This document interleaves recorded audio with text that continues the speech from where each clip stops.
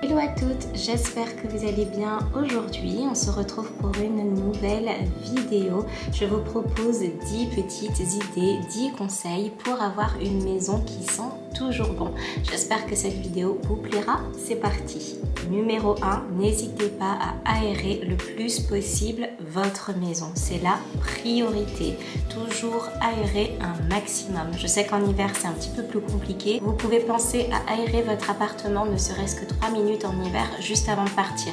Lorsque vous êtes déjà habillé avec votre écharpe et votre bonnet, 3 minutes c'est déjà pas mal. Second conseil, n'hésitez pas à avoir un parfum de maison qui sent le propre, qui sent bon, qui sent l'herbe coupée, qui a vraiment une odeur de frais. L'avantage du parfum de maison, c'est qu'il va pouvoir distiller son odeur pendant des jours et des jours. Je préfère les parfums de maison en bâtonnet, ça permet vraiment de diffuser le parfum aux 4 coins d'une pièce et n'hésitez pas à retourner vos bâtonnets lorsque le parfum ne sent plus ou lorsque le bâtonnet n'est plus assez imprégné. J'ai un véritable coup de cœur pour la marque Bon Parfumeur qui, en plus de faire des parfums, fait également des parfums de maison. Celui que je préfère, c'est vraiment le numéro 1, basilic, feuille de figuier et menthe, qui je trouve donne une odeur vraiment frais, d'herbe coupée dans l'appartement et c'est vraiment ce que je préfère. Et je vous invite à favoriser et à vraiment encourager le travail et le savoir-faire français. Pensez également à allumer quelques bougies dans votre maison, notamment si elle est plutôt grande ou si vous avez un très grand appartement et que votre parfum de maison va venir, je ne sais pas, sentir dans tout le couloir, la chambre, la cuisine. Et bien n'hésitez pas dans le salon à de temps en temps allumer quelques bougies ou inverser, allumer quelques bougies dans le couloir afin de continuer à diffuser une délicate odeur et à vous donner vraiment une idée de chaleur dans votre maison. Si vous possédez déjà un parfum de maison, un diffuseur, eh bien n'hésitez pas à choisir une bougie qui soit dans des senteurs similaires, voire qui soit exactement la même pour éviter deux odeurs qui auraient du mal à se mélanger.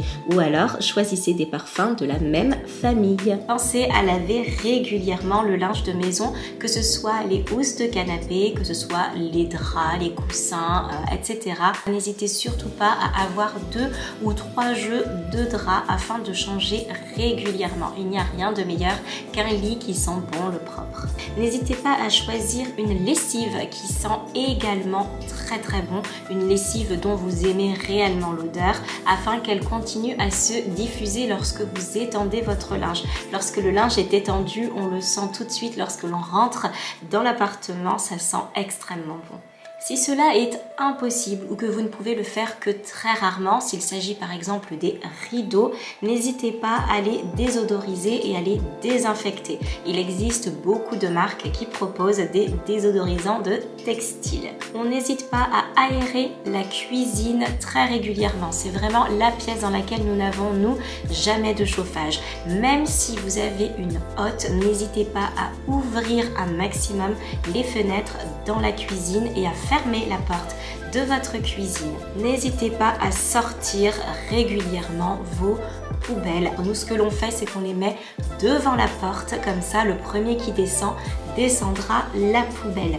Ce qui sent vraiment le plus mauvais dans la poubelle, c'est très souvent des déchets organiques. Et dans une suite assez logique, n'hésitez pas à laver régulièrement votre poubelle. Cela peut arriver si vous jetez quelque chose d'un petit peu liquide, que ça se mette sur les parois de la poubelle et que ça sente vraiment très mauvais. Donc n'hésitez surtout pas avec du bicarbonate de soude ou avec tout simplement un vinaigre à venir nettoyer et désinfecter votre poubelle. N'hésitez pas également à faire votre vaisselle très régulièrement. Les odeurs peuvent venir vraiment d'une vaisselle qui est restée là 1 jour, 2 jours, 3 jours, qui a baigné un petit peu dans l'eau et qui peut provoquer du moisi. Enfin, désinfectez vos tapis. Très souvent, la moquette ou le tapis est signe de mauvaise odeur. Donc n'hésitez pas à utiliser du bicarbonate de soude ou alors des cristaux de soude que vous allez venir saupoudrer sur votre tapis et aspirer au bout de 10-15 minutes.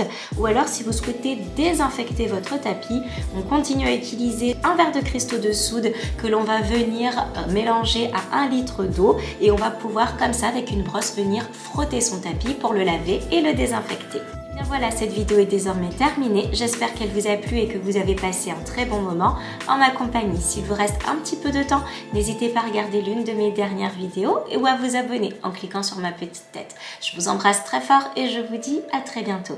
Bye!